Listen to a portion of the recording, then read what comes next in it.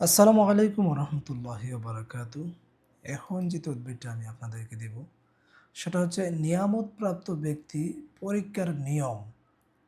নিয়ামতপ্রাপ্ত ব্যক্তি আমরা তাদেরকে বলি যারা নাকি তুলা রাশি।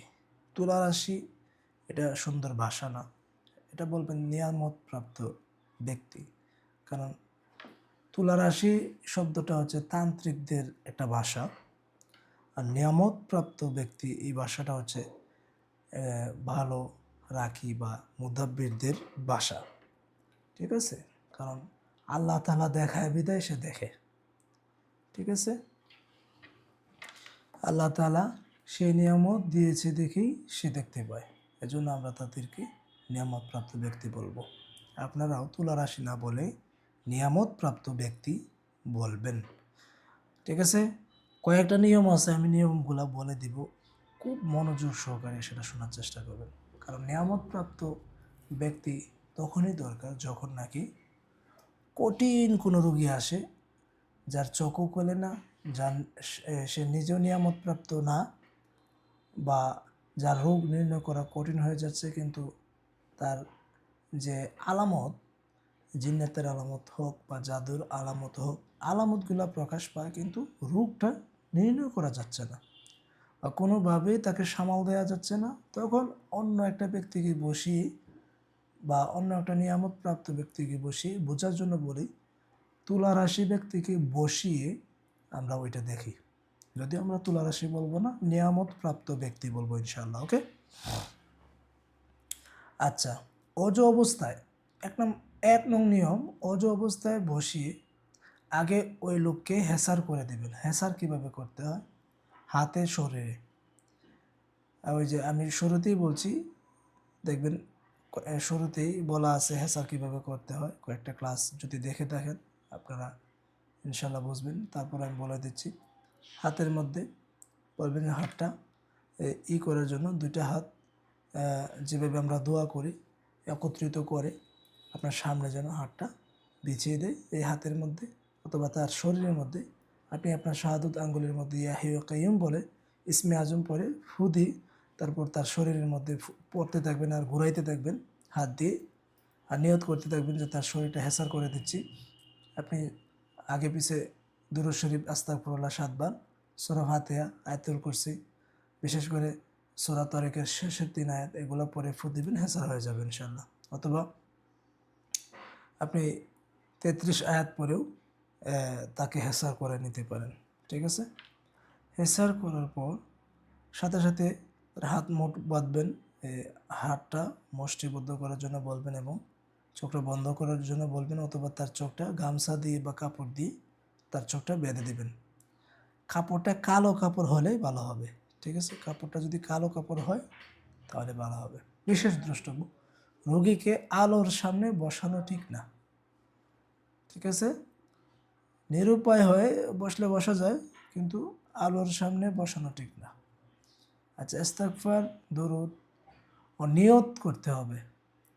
কি নিয়ত করবেন? হে আল্লাহ, এই লোক যদি নিয়ামতপ্রাপ্ত হয় তার চোখটা স্পষ্ট করে দাও, অথবা আপনি হাত দিয়ে সূরা তারিকের শেষে 3 আয়াত পড়বেন আর আগে তাকে চেক করবেন তার সাথে কোনো জিন্নাতের সমস্যা আছে কিনা, জাদুর সমস্যা আছে কিনা, এগুলো আগে কাটতে হবে। হ্যাঁ, আগে কাটতে হবে।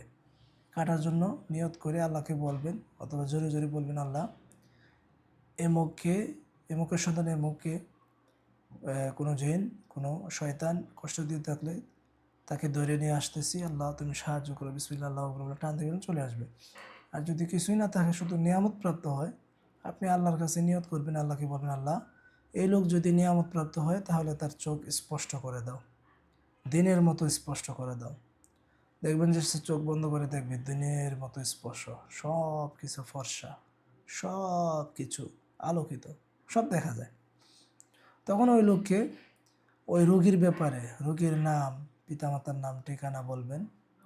পারলে চোখটা বন্ধ করানোর আগে ওই রোগীর একটা পিকচার এই নিয়ামতপ্রাপ্ত ব্যক্তি বা তুলা রাশি ব্যক্তিকে দেখায় দেবেন এবং পরবর্তীতে তার নাম, পিতামাতার নাম, ঠিকানা বলে বলে দেবেন। দেখবেন যে কোরআনের শক্তিতে আল্লাহ তাআলার ইচ্ছা এই নিয়ামতপ্রাপ্ত ব্যক্তি চোখ বন্ধ করেই ওই রোগীর সমস্ত সমস্যা দেখতে পারবে।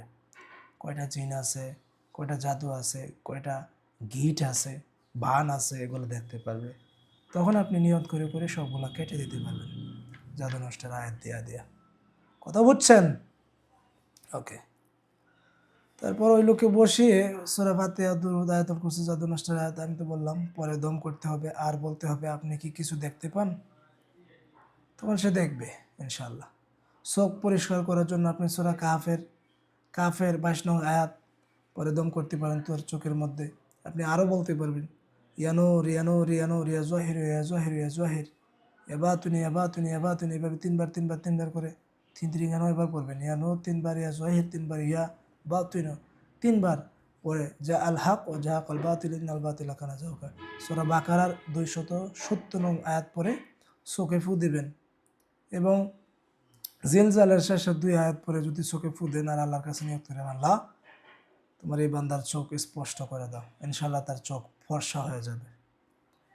এটা নিয়ত করবেন এবং বিশ্বাস রাখবেন, 100-100 বিশ্বাস।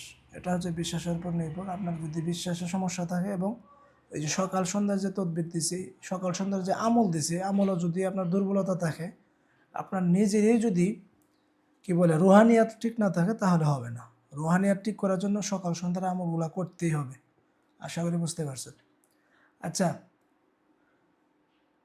নিয়ামতপ্রাপ্ত ব্যক্তি চেক করার 2 নং নিয়ম, 2 নাম্বার নিয়মটা লিখে নেন। একটা সাদা কাগজে লাল কালি দিয়ে লিখবেন আল্লাহুস সামাদ। একটা সাদা কাগজের মধ্যে লাল কালি দিয়ে আল্লাহুস সামাদ লিখবেন। লিখে হাতের মুষ্টিতে দিয়ে হাতের নিচে স্টিলের বাটি বা ডেক বা বোলের মধ্যে রাখবেন। ঠিক আছে? রাখবেন এবং 3 বার পড়বেন সূরা তরিকের শেষের 3 আয়াত এবং দুরূদ আস্তাগফিরুল্লাহ 3 বার বা 7 বার পরে ফু দিবেন। আর এরপরে হুকুম লাগাবেন। হুকুম কি? চল রে হাত চল, আল্লাহর হুকুমে, আল্লাহ তাআলার ইচ্ছায় সামনের দিকে চল। সে যদি তুলা রাশি বা নিয়ামতপ্রাপ্ত ব্যক্তি হয়, সে সামনের দিকে চলতে থাকবে অটোমেটিকলি, তার অনিচ্ছাতে চলতে থাকবে, সে বলতেই পারবে না কিছু। আশা করি বুঝতে পারছেন। আচ্ছা, 3 নং নিয়ম, আপনি হাতের তালু হালকা আঙ্গুলগুলো একটু উঁচা করে মাটিতে রাখবেন। যেমন সেপ্টা আকারে আপনি মাটিতে বসবেন বা তুলা রাশিকে বা নিয়ামতপ্রাপ্ত ব্যক্তিকে বসাবেন, বলবেন তার 2টা হাত মাটির মধ্যে রাখার জন্য। সেপ্টা করে আঙ্গুলগুলো ফাঁক ফাঁক করে সামনের আঙ্গুলগুলো একটু উপরে রাখবেন, হালকা করে আর কি মাটির মধ্যে রাখবেন, হালকা, বেশি না। তারপর সূরা ফাতিহা, আয়াতুল কুরসি, দুরূদ শরীফ, সূরা তরিকের শেষের 3 আয়াত 3 বার করে পরে ফু দিয়ে আপনি হুকুম লাগাবেন। হুকুম কি? ওইটা, চল রে হাত চল, আল্লাহর হুকুমে, আল্লাহর ইচ্ছায় সামনের দিকে চল। যদি তুলা রাশি হয় তাহলে সে সামনের দিকে দেখবেন যে হাত গৈরিয়া, হাতের কোনো চিন্তাই থাকবে না, হাত অটোমেটিকলি সামনের দিকে চলতে থাকবে। তো ওই ব্যক্তি যদি এরকম হয়, তাড়াতাড়ি বন্ধ করবেন। বন্ধ কইরা ওই ব্যক্তির মাধ্যমে কি আপনি বিভিন্ন রোগীর সমস্যাগুলা দেখতে পারবেন ইনশাআল্লাহ। আচ্ছা, 4 নং নিয়ম, একটি সাদা কাগজে ইয়া আল্লাহ লিখে লাল কালি দিয়ে লিখবেন ইয়া আল্লাহ। একটা সাদা কাগজের মধ্যে লাল কালি দিয়ে ইয়া আল্লাহ লিখে আপনি এই জিনিসটা লুকায় রাখবেন। কাগজটা মোড়ায়া একটা জায়গার মধ্যে লুকিয়ে রাখবেন।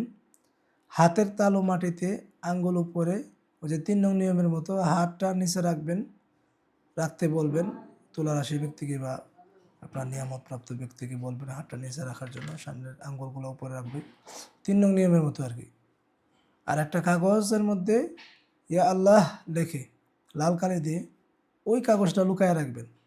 সে যদি, আপনি হুকুম দিবেন, হুকুম চালাবেন, হুকুম চালানোর পরে সে যদি তার এই ইয়া আল্লাহ লেখাটা খুঁজে পায়, ইনশাল্লাহ সে তুলা রাশি বা নিয়ামত প্রাপ্ত ব্যক্তি। হুকুমটা কি? চল রে হাত চল, যেখানেতে আল্লাহর নাম লেখা আছে সেইখানেতে চল। ঠিক আছে, এভাবে হুকুম লাগাবেন, দেখবেন চলতে থাকবে, যদি সে নিয়ামতপ্রাপ্ত ব্যক্তি হয়। আল্লাহ তাআলা আমাদেরকে বোঝার তৌফিক দান করুন। আচ্ছা, আল্লাহ তাআলার কালামের মাধ্যমে বন্ধ দেখানোতে, আচ্ছা এখন প্রশ্ন করতে পারেন, হুজুর তো এই হাতগুলো বন্ধ করব কিভাবে? আপনি নিয়ত করবেন, জাস্ট বন্ধ হয়ে যাও, বন্ধ হয়ে যাবে। অথবা এভাবে বলতে পারেন, আল্লাহ তাআলার কালামের মাধ্যমে বন্ধ যেখানেতে আছো সেখানেতেই থাম। আল্লাহ তাআলার কালামের মাধ্যমে হাত যেখানেতে আসো সেখানেতেই থাম বললেই থেমে যাবে। থাম রে হাত থাম, আল্লাহ তাআলার হুকুমেতে যেখানে আছিস সেখানেই থাম। এভাবে বললে হবে, বা নিয়ত করলে হবে, হাত থেমে যাও, বিসমিল্লাহ, আল্লাহ তাআলার ইচ্ছায় হাত থেমে যাও, এভাবে বললেও হাত থেমে যাবে ইনশাল্লাহ, টেনশনের কিছু না। হ্যাঁ, তো এই বিষয়টা আসলে গুরুত্বপূর্ণ একটা ক্লাস, এই ক্লাসটা। সো সবাই আশা করি মনোযোগ সহকারে দেখছেন, সবাই নোট করার চেষ্টা করবেন। আসসালামু আলাইকুম।